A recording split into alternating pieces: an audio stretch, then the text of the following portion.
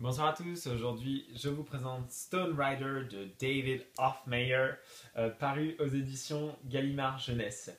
Donc en fait c'est l'histoire d'Adam Stone qui vit dans une ville désertique à Blackwater et qui souhaite rejoindre la base qui est un petit peu un paradis perdu pour lequel il faut atteindre un certain nombre de points afin d'y accéder.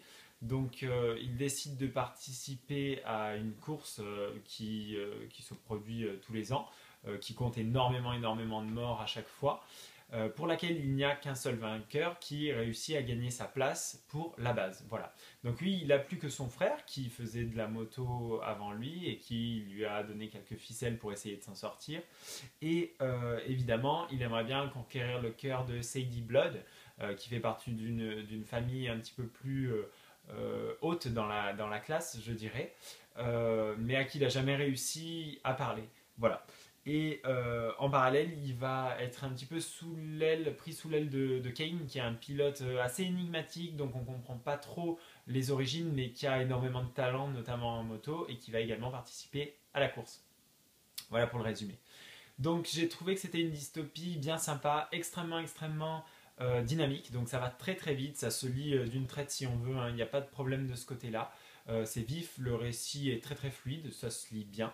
Les trois personnages principaux, donc ils sont chouettes.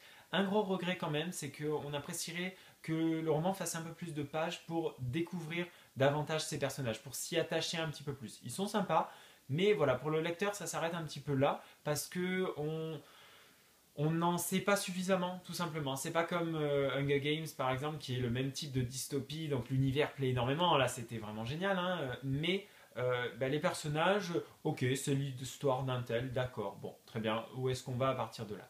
La course en elle-même, elle est chouette, mais même chose, si elle avait duré plus longtemps, je pense que je me serais davantage pris dans le récit. Voilà. Reste que c'est un bon bouquin, hein, c'est agréable à lire.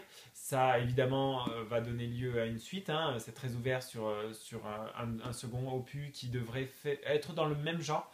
Donc j'attends un petit peu la course de la même manière, juste à un autre endroit. Par contre, ce que j'aimerais vraiment voir arriver, c'est une histoire dans cette fameuse base, puisque un des trois personnages a accès à la base à la fin de ce roman. Et voilà, moi j'aimerais savoir ce que c'est exactement et voir ce que ça donne à partir de là. Donc c'est la suite qui nous dira si ça vaut vraiment le coup ou pas. Pour l'instant, c'était cool, mais j'en attends un petit peu plus.